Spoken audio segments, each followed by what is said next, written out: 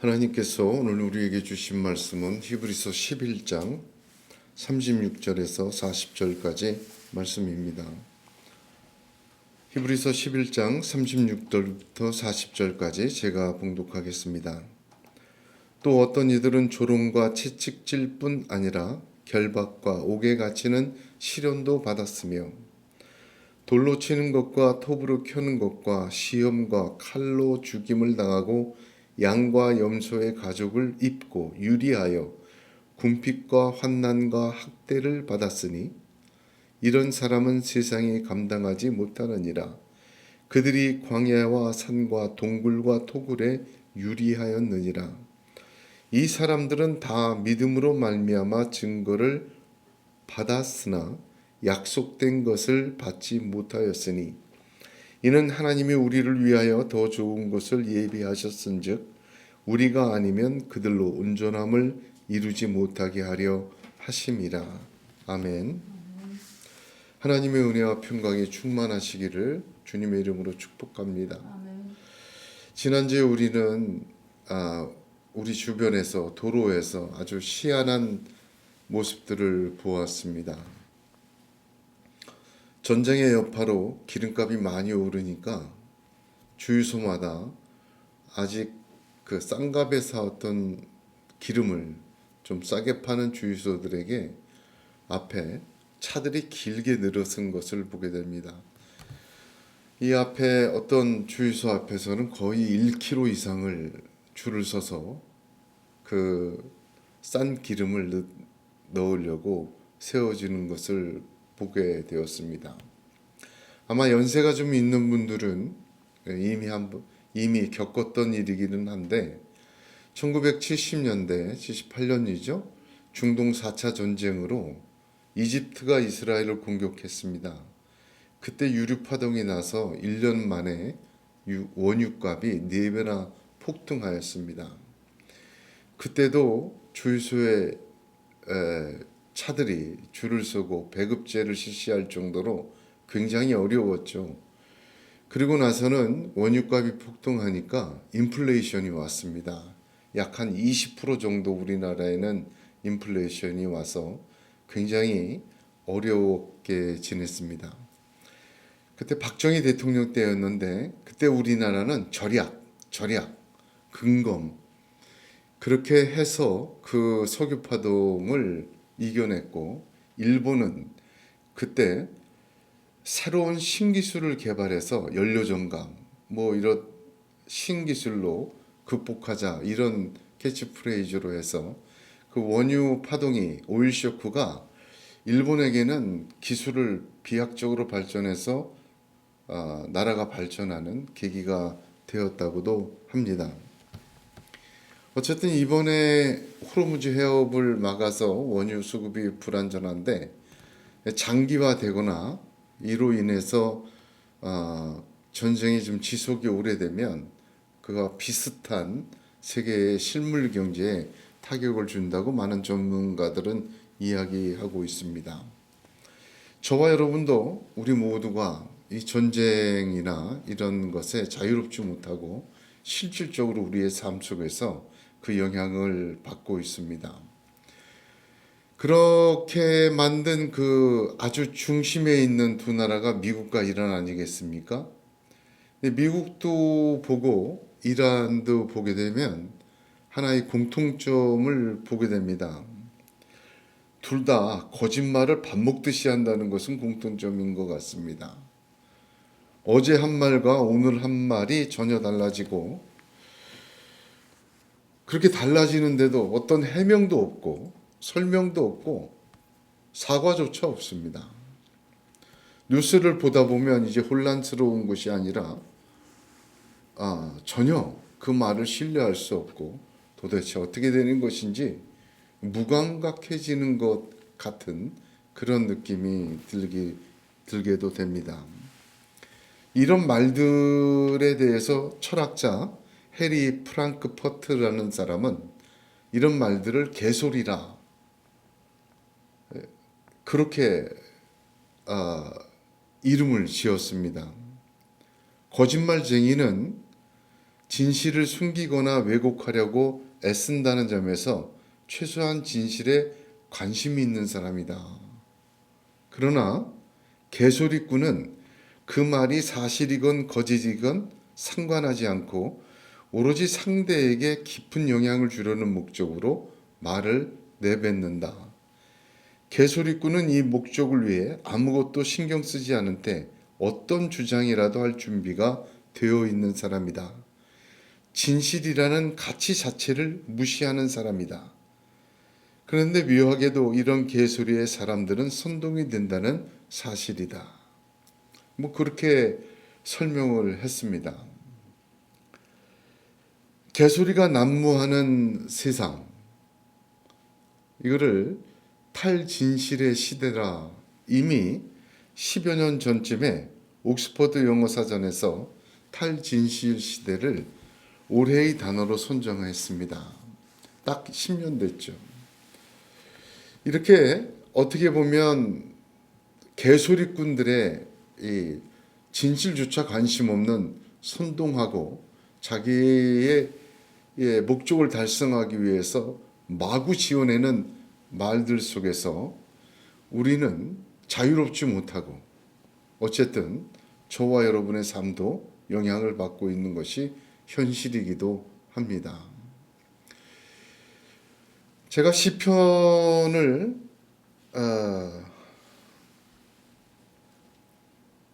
보게 되면 시편 1편은 시편 전체의 핵심이다, 요약이다, 그렇게 말하지 않습니까? 150편 전체. 그 시편 1편은 복 있는 사람은 이렇게 시작을 합니다. 그래서 복 있는 사람은 이렇게 시작하는 시편 1편을 볼 때 그게 복 받는 사람의 조건이라 생각하기 쉽지만 자세히 원문과 내용을 보게 되면 복 있는 사람이라는 말은 복 받을 조건을 설명한 것이 아니라 이런 사람은 이미 복이 있는 존재다, 그런 뜻입니다. 복이 있어서 하나님의 복으로 열매 맺는 그런 복 있는 존재는 누구인가? 여호와의 율법을 즐거워하여 그의 율법을 주야로 묵상하는 자다, 그렇게 정의합니다. 그리고는 악인은 그렇지 아니하며 오직 바람에 나는 겨와 같도다, 이렇게 말을 합니다. 악인과 복이 있는 존재를 극명하게 대비하지 않습니까? 악인과 복 있는 존재는 같은 세상을 살고 있습니다. 이 두 존재는 비 오고 바람 불고 전쟁하고 살기 어렵고 성공과 실패가 있으며 고통과 좌절과 기쁨을 같이 함께 겪고 있는 같은 세상에 살고 있는 존재입니다. 그게 공통점이죠. 그런데 이 둘의 차이점이 있습니다. 복이 있는 존재와 악인은 그렇지 않으며 하게 보게 되면 같은 세상에 살고 있는 사람이지만 복이 있는 존재는 여호와의 말씀에 반응하며 사는 사람입니다. 주야로 묵상하는도다. 그러나 악인은 그렇지 아니하며 바람에 나는 겨와 같다고 합니다. 악인은 바람에 반응하며 사는 사람입니다. 복 있는 존재와 악인은 같은 세상에 살고 있지만 다르게 반응하며 사는 존재다, 그렇게 시편 1편은 설명합니다. 악인은 바람이 불면 죄인의 길에도 서슴없이 쓰고 바람이 불면 오만한 자의 자리에 앉으며 바람이 불면 악인의 꾀, 악한 꾀도 마다하지 않습니다. 오직 바람에 반응하여 자신의 생존과 승리와 성공과 만족을 위하여 바람에 반응합니다. 그러나 그 악인의 마지막은 결국은 하나님의 심판과 멸망입니다. 그러나 하나님의 말씀에 반응하며 사는 복 있는 존재는 시냇가에 심기운 나무라 하십니다. 시절을 쫓아 열매를 맺는, 그 잎이 마르지 않는 그런 존재와 인생과 삶이 된다. 성경은 그렇게 저와 여러분에게 말씀하여 주십니다. 세상에 많은 바람이 불고 세상에 성공과 실패가 있고 기쁨과 또한 슬픔이 있고 고통과 어려움을 각시 겪고 있습니다. 더군다나 이 세대는 탈진실의 시대 속에서 개소리가 난무하여 바람을 더욱 부채질하고 있는 세상에 우리가 살고 있습니다. 같은 세상에 살면서 바람에 나는 겨와 같은 악인은 악인의 꾀와 죄인의 길과 오만한 자리에 초청을 받습니다. 그러나 저와 여러분은 하나님의 말씀에 반응하며 이 세상을 살아나가는 복 있는 존재가 되기를 주님의 이름으로 권면합니다. 하나님께서는 그러한 사람들을 시냇가에 심기운 나무와 같이 철을 따라 잎을 내고 열매를 맺게 하는 뿌리 깊은 존재가 되게 만들어 주시고 그러한 삶으로 축복하시는 하나님이십니다. 오늘 말씀은 히브리서 11장 전체의 결론입니다. 아니 어떻게 보면요, 이 히브리서는 1장부터 11장까지 여기까지가 무슨 설명이에요. 약간 차근차근 설명하는 거고 12장 13장은 그러므로 우리가 이렇게 살자라는 어떤 그 구체적인 적용입니다.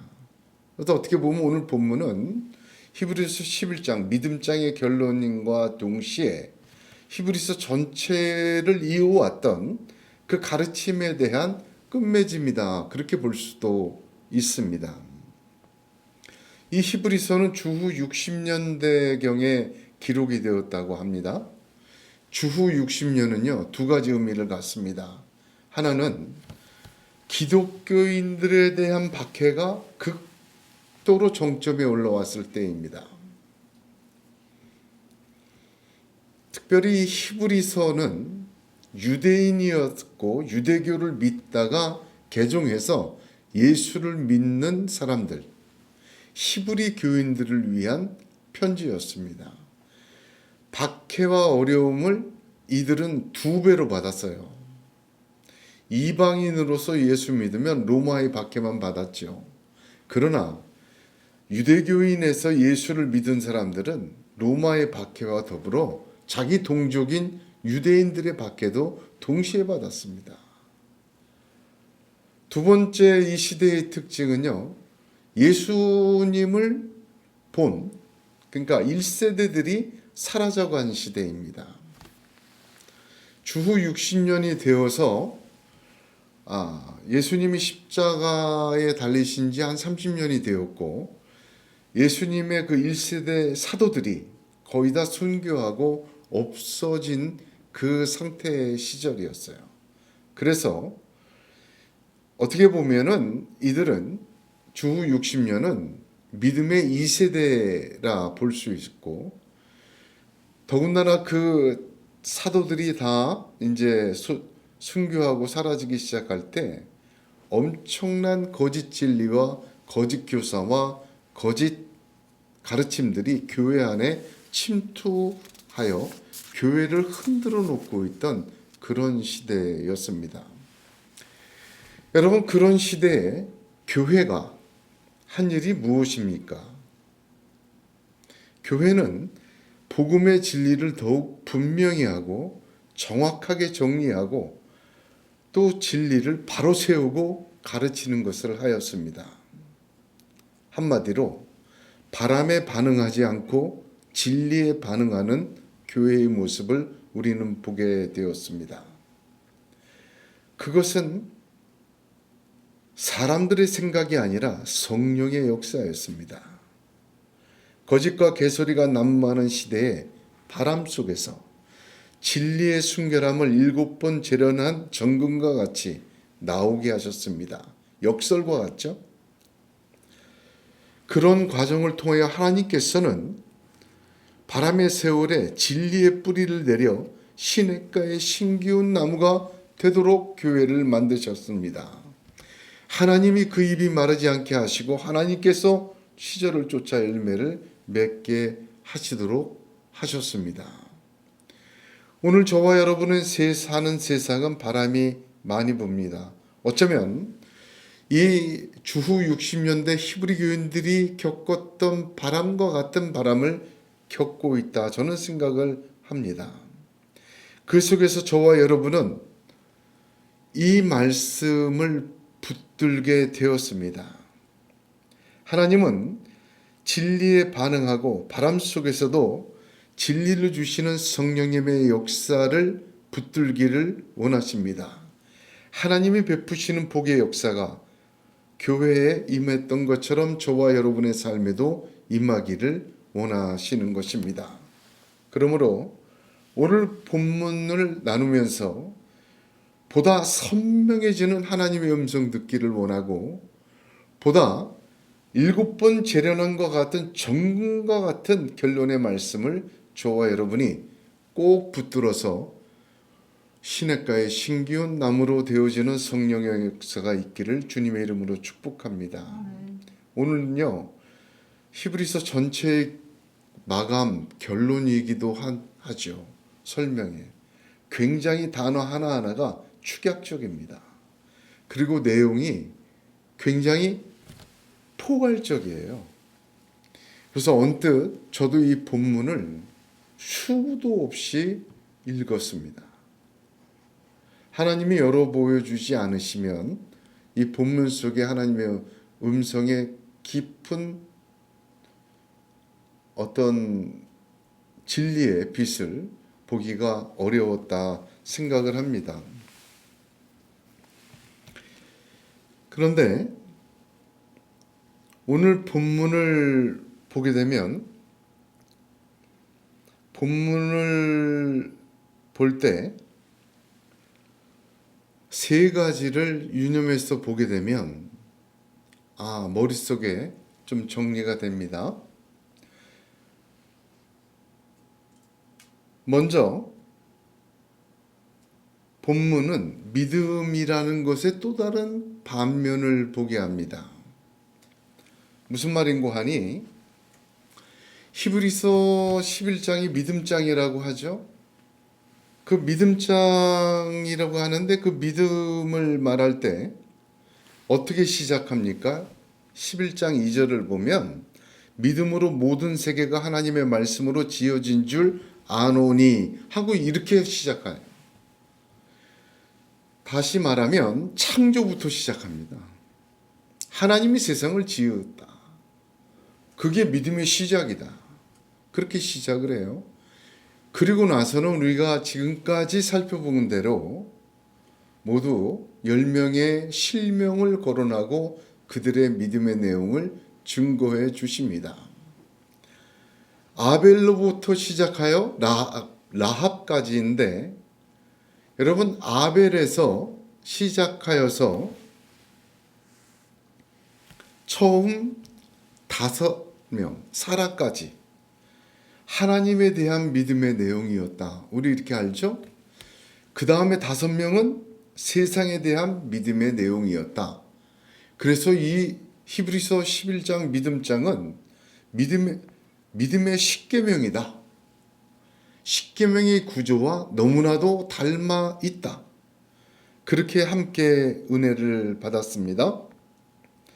그래서 히브리서 11장의 믿음의 내용은 그 이후에도 6명의 이름만을 거론하고 이스라엘의 믿음도 이야기하고 선지자들까지 거론하면서 결국은 성경 전체의 믿음의 핵심이다. 그것을 한 장에 녹여내기 위해서 성령께서 바울을 통하여 우리에게 주신 말씀이다. 성경 전체의 믿음의 핵심이다. 그렇게 나누었습니다. 여러분, 얼마 전에 어제죠. 달을 한 바퀴 돌고 들어온 아르미테스 2호가 귀환했습니다. 처음으로 달의 뒷면을 그 우주선에서 촬영해가지고 갖고 와서 공개를 했죠. 여러분, 달이 앞면이 있고 뒷면이 있어요. 우리가 보는 건 앞면이에요. 햇빛을 반사해서 지구에서 보이는 부분은 앞면이지만 햇빛을 반사하지 못하는 그 뒷면의 모습은 이번에 처음 봤다고 합니다. 성경 전체 믿음의 핵심을 지금까지 우리는 말씀을 나눴어요. 마치 태양빛을 받아서 비추어 주는 것처럼 아벨로 시작하여 6명의 사람 선지자 이스라엘 믿음까지 홍해도 건너고 라합의 믿음 다 보았습니다. 빛나는 모습이고 아름다운 모습이요, 승리와 성공과 하나님의 축복을 받는 아주 선명한 햇빛을 반사하는 그러한 믿음이 있습니다. 그런데 오늘 본문을 보십시오. 오늘 본문은 믿음의 전혀 다른 면을 말씀하십니다. 어찌하면 햇빛을 반사하지 못하는 달의 뒷면과도 같습니다. 36절을 보면 조롱으로 시작하여 마지막으로 유리함까지 열거되는데 그 하나하나가 얼마나 끔찍한지 설명하기도 어렵습니다. 믿음으로 살 때 이런 일을 다 당했다 이 말입니다. 36절 한번 보세요. 또 어떤 이들은 이름조차 기록이 안 돼요. 그냥 어떤 이들이에요.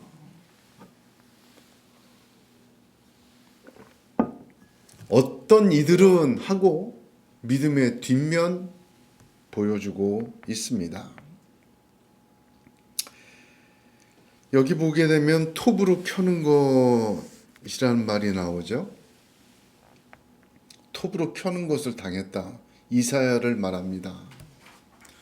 이사야는요, 그 성전이, 그 부패한 성전이 무너질 것을 예언했어요.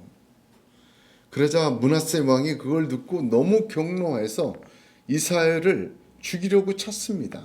그때 이사야가 도망을 가요.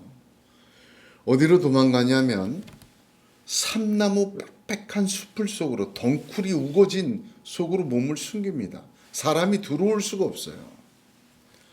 므낫세 왕이 거기에 숨어있는 이사야를 발견합니다. 그러나 꺼낼 수가 없어요. 나오지 않는 한. 그래서 어떻게 명하냐면 그 산나무 덩쿨 줄기 그 빽빽한 것을 톱으로 다 자르라는 거예요. 자를 때까지 나오지 않아서 이사야는 그 덩쿨 속에서 덩쿨 그 억센 삼나무 줄기와 함께 톱으로 썰렸다고 합니다. 그게 어디에 나오느냐? 랍비들의 문헌에 여러 군데 이사야의 마지막에 대해서 증거를 하고 있습니다. 또 하나 예레미야를 보십시오. 예레미야는 투옥과 조롱을 당했고 매질을 당하였습니다. 그 위대한 선지자 엘리사와 엘리야는 유리하였습니다. 38절에 양과 염소의 가죽을 입고 유리하여. 이 말은 무슨 말이냐?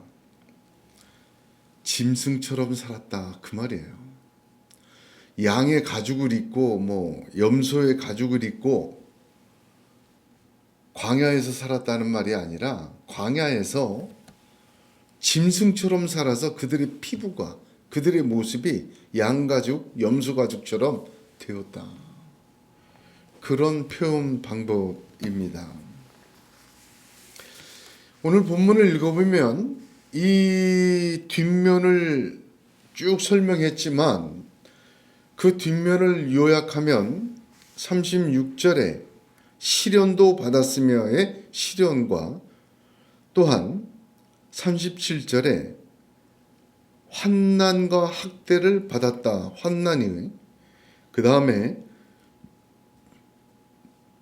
38절에 보면 유리하였느니라. 세 가지 단어로 아주 압축이 됩니다. 시련과 환난과 유리함. 이 뒷면이에요.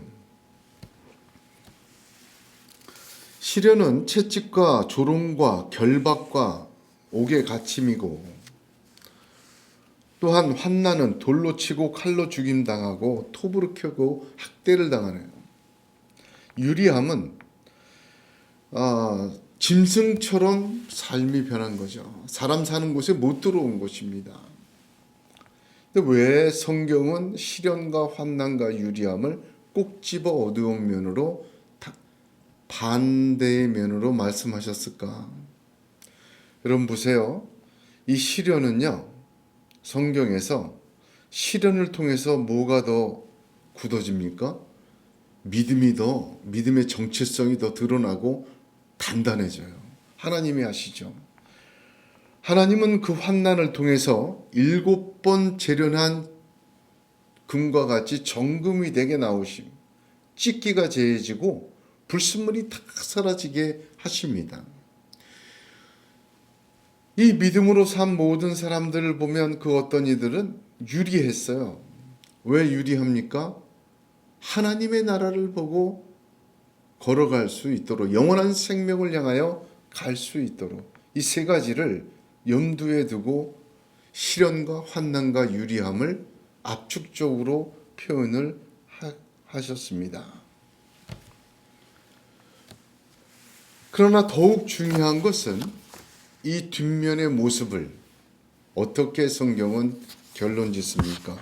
39절을 한번 읽어야 됩니다. 같이 읽겠습니다. 이 사람들은 다 믿음으로 말미암아. 여기까지 너무나도 중요한 말씀입니다.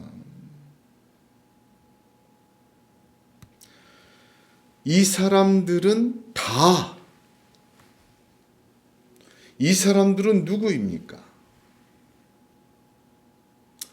하나님의 햇빛을 받아서 아벨로 시작하여 아름다운 승리와 축복과 인도함을 받았던 그 모든 사람들, 지금까지 말한 앞면의 사람들 뿐만 아니라 어떤 이들로 시작하는 이 뒷면의 사람들이 다 이 사람들입니다.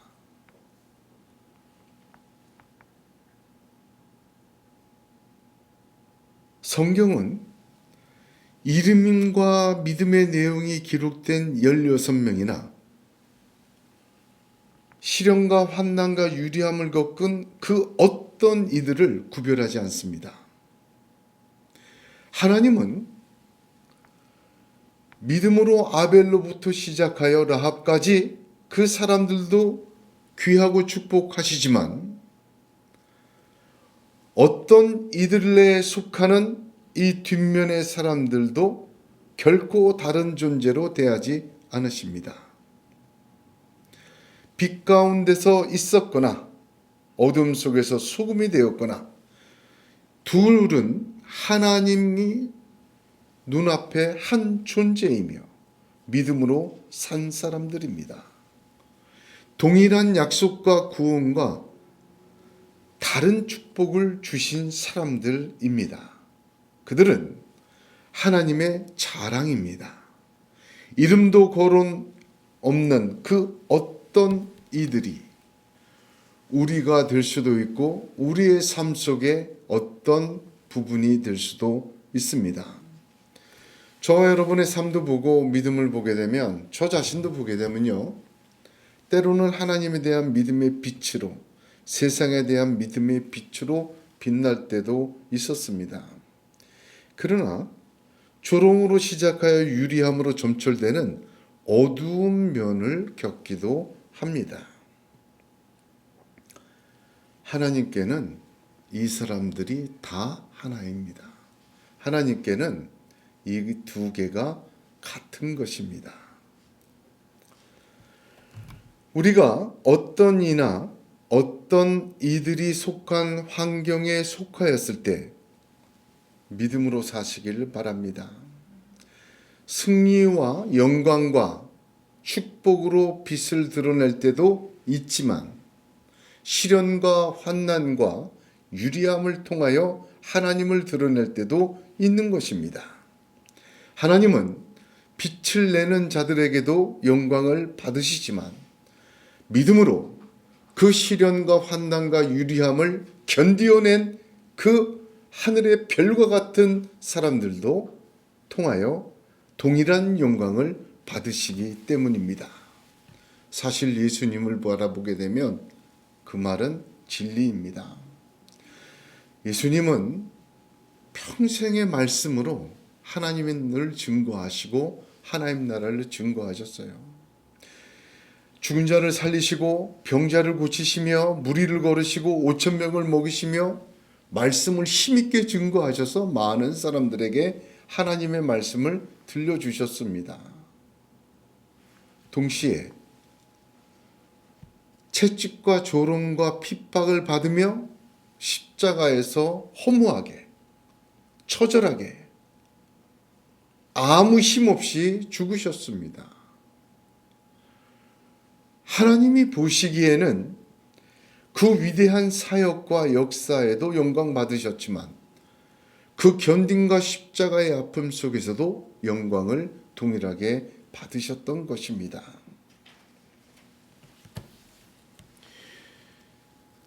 여러분, 우리가 히브리서의 결론적인 말씀을 듣고 있습니다. 우리의 삶 속에서 어떤 이들이나 어떤 이의 순간들이 있습니다. 여러분, 그때도 승리와 영광, 빛냄과 못지않게 하나님께 영광 돌리는 그 어떤 이들, 어떤 시간이 되시기를 주님의 이름으로 권면합니다. 히브리 교인들에게 지금 그렇게 얘기하고 있는 거예요. 지금 빛나는 시절은 아니지만 성경의 그러한 빛내는 순종과 다름이 없다. 하나님 같이 보신다. 하고 성경을 통하여 권면하고 있는 것입니다. 두 번째로 우리가 주의 깊게 봐야 될 말씀은 증거와 약속입니다. 이 사람들은 다 믿음으로 말미암아 증거를 받았으나 약속된 것을 받지 못하였다. 이게 무슨 말입니까? 여러분, 저와 여러분이 히브리서 1장 1절부터 지금까지 아주 깊이 말씀을 나눴어요. 그러니까 마틴 로이드 존스는 그런 표현을 씁니다. 우리는 해도를 그리려 하지 않습니다. 심도를 깨닫으려 합니다. 저 굉장히 동감하는 말이에요. 어떤 무슨 방식, 어떤 무슨 방법, 어떤 비결, 그런 게 집중 않고 하나님의 말씀의 깊이의 우물 속에 두레박을 내리는 거예요. 그러다 보면 하나님이 재워주신 거예요. 히브리서 1장 1절부터 지금까지 깊이 그 심도를 재워왔습니다. 하나님이 결국은 다 그걸 이렇게 지금 만드시는 것 같아요. 굉장히 축약적이죠. 증거와 약속. 히브리서 전체 이 말씀 얼마나 많이 반복하셨습니까? 11장 1절부터 그래요. 보이지 않는 것들의 증거다 믿음은, 이렇게 시작하잖아요. 그런데 오늘 말씀을 이해하려면 이 증거와 약속 앞에 하나님이란 단어를 넣어야 돼요. 생략되어 있어요. 약속이라는 단어는 원문에 보게 되면 단수입니다. 단수. 약속들이 아니에요. 그러니까 성경에서 수많이 해왔던 약속이 아니라 딱 하나의 약속을 가리켜요. 하나님의 딱 하나의 약속, 무엇입니까? 예수 그리스도입니다. 창세기 3장 15절부터 여자의 후손이 뱀의 머리를 상하게 하리라 한 약속부터 메시아 약속이 계속 이루어졌고, 그 약속은 예수 그리스도로 말미암아 나타났어요. 이루어졌어요. 증거는 무슨 증거입니까? 하나님의 증거예요. 무슨 뜻인고 하니 보이지 않는 것의 증거라 믿음 그랬어요. 보이지 않는 것의 하나님의 증거다. 믿음으로 살면요, 천국, 영생 보이지 않아요. 그러나 그 사람의 삶 속에서는 지금 현실보다 더 현실적으로 보이지 않는 것들이 증거가 됩니다. 누가 해주세요? 하나님이 해주시는 거예요. 어떻게 그 많은 사람들이 천국을 바라보며 살았을까? 천국 정말 있는 걸까? 왔다 갔다 하는 사람들이 있어요. 여러분, 천국은 하나님이 보여주셔야 돼요. 하나님이 증거해 주시는 거예요. 그러니까 놓을 수가 없고 포기할 수가 없어요.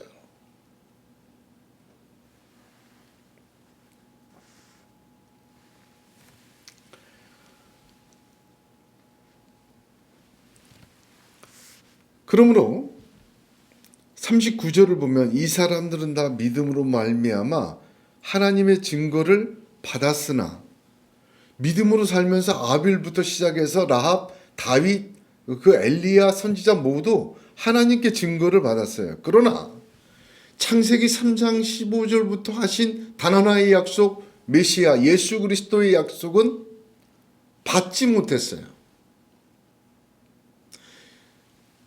이제 이해가 되죠? 예, 그 약속은 받지 못했어요. 그래서 이렇게 이어갑니다. 이는 하나님이 우리를 위하여 더 좋은 곳을 예비하셨은즉. 더 좋은 곳을 예비했다. 그 말은 예수 그리스도를 말합니다. 예수 그리스도의 대속의 십자가의 죽으심과 부활을 의미합니다. 하나님의 메시아 약속은 주어진 약속과 실행된 약속을 좀 구분해야 됩니다. 그 무슨 말인고 하니, 창세기 3장 15절부터 계속 말씀으로 주어졌어요. 약속이. 메시아가, 예수 그리스도가. 그런데 그 약속들에 나타난 것보다 예수님이 이 땅에 진짜 오셔가지고 말구육간에 나시고 동방박사에게 경배받으시고 30세의 공생애를 시작하셔서 이 땅에서 보여주신 모든 것은 상상할 수 없을 만큼 위대했어요. 다시 말하면 하나님의 약속, 메시아 약속은 주어진 약속보다 더 좋은 것으로 실행되었다. 그 뜻입니다.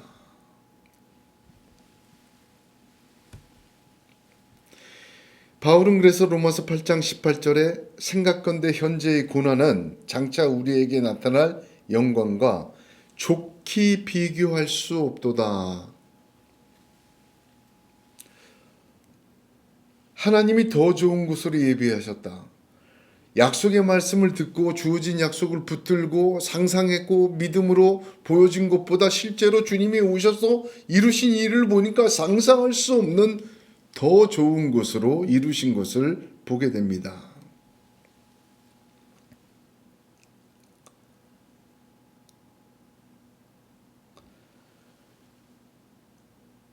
마지막으로 40절에 보게 되면 이는 하나님이 우리를 위하여 더 좋은 곳을 예비하셨은즉 우리가 아니면 그들로 온전함을 이루지 못하게 하려 하심이라. 이게 굉장히 어렵습니다. 이해하기가.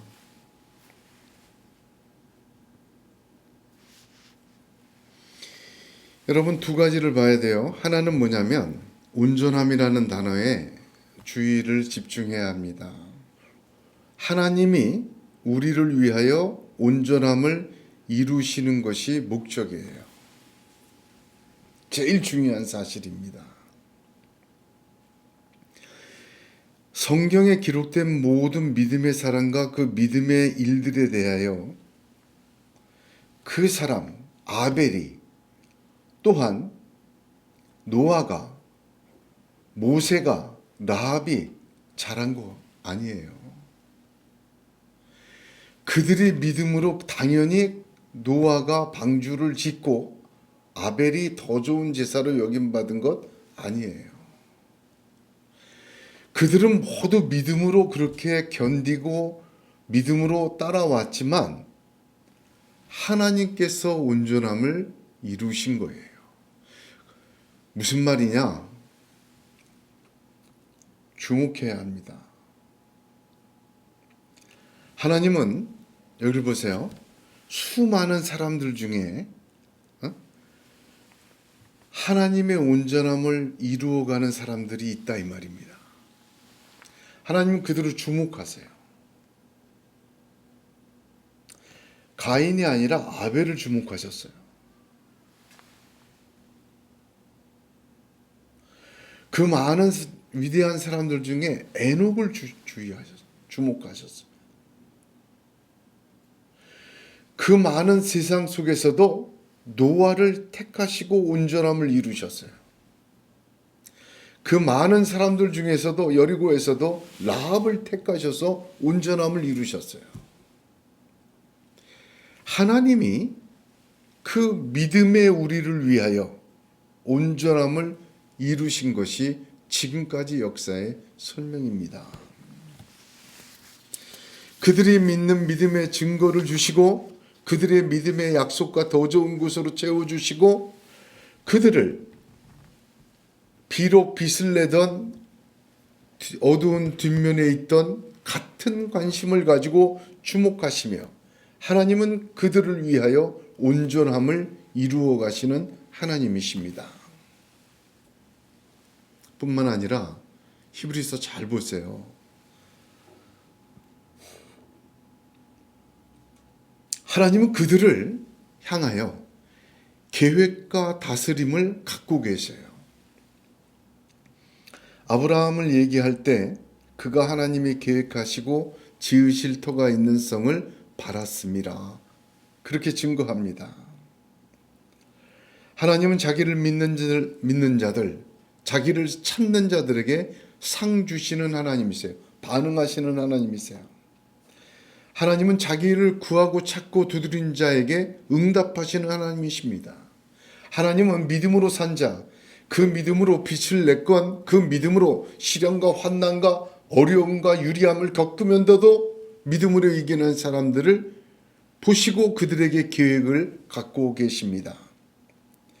하나님은 그들을 통하여 다스리시며 그들을 통하여 하나님의 뜻을 온전히 이루어 가십니다. 믿음으로 볼 때 가장 위대한 일을 하거나 가장 어려운 역경을 견뎌내는 것은 하나님께는 하나입니다. 하나님은 그들을 위하여 온전함을 이루시고 그들의 빛과 어두움을 사랑하시고 그들을 주목하시고 그들에게 계획하시고 그들을 통하여 영광을 받으십니다. 그들을 통하여 하나님의 나라 이루시고 온전케 하십니다. 여러분, 이것이 히브리 교인들에게 얼마나 큰 도전이겠습니까?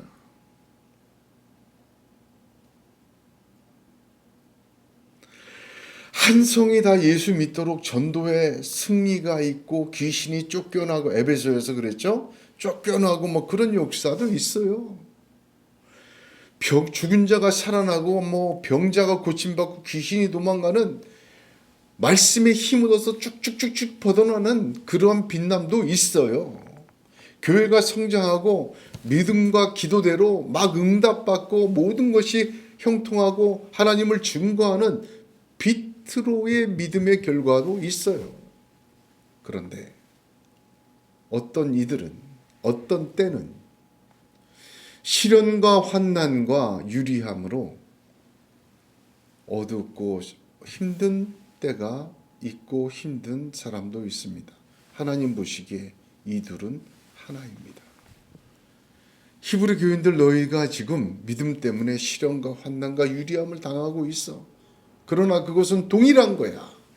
그 위대한 믿음의 사람들, 믿음의 십계명이라 지어지는 하나님에 대한 믿음, 세상에 대한 믿음으로 빛냈던 모든 자들과 너희들은 구별되지 않아.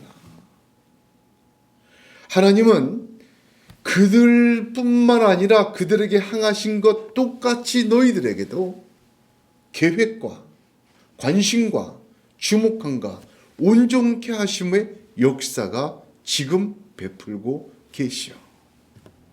흔들리지 마라. 성경이 그것을 증명한다. 히브리서의 결론입니다. 그것을 36절부터 40절까지 이렇게 결론 짓고 있는 것입니다.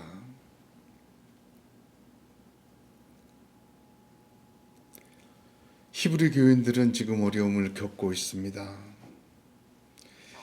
그들은 사도들과 예수 그리스도의 영광스러운 모습을 보고 듣고 알고 있지만 자신들의 믿음의 현재는 어두움에 있고 그 빛나고 찬란한 사람들 대신에 어떤 이들과 어떤 시간들을 겪고 있습니다.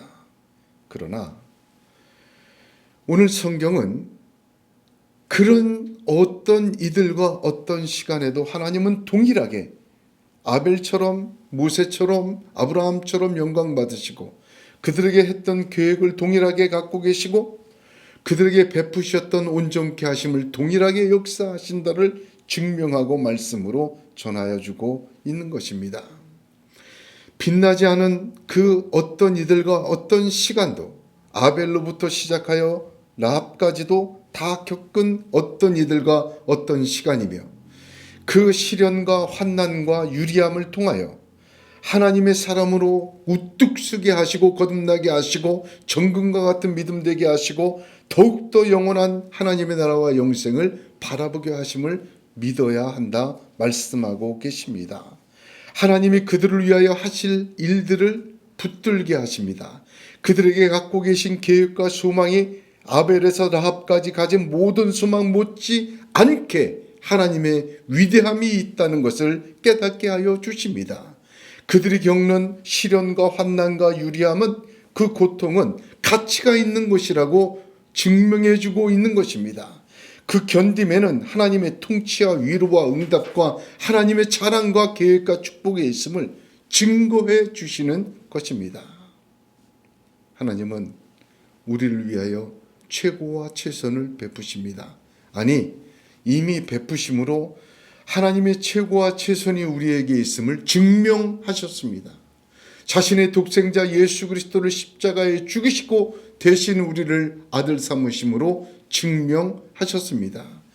예수님을 믿고 이 바람 부는 세상에서 시냇가의 심기운 나무와 같이 되시기를 주님의 이름으로 축복합니다. 바람에 반응하여 살지 말고 진리에 반응하며 하나님의 말씀을 주야로 묵상하며 말씀에 반응하며 사시기 바랍니다. 하나님은 그렇게 믿음으로 아벨처럼 어떤 이들처럼 또는 사는 모든 사람을 통하여 영광 받으시고 하나님의 나라를 이루시며 하나님은 그들을 위하여 온전함을 이루시는 하나님이시기 때문입니다. 기도하겠습니다.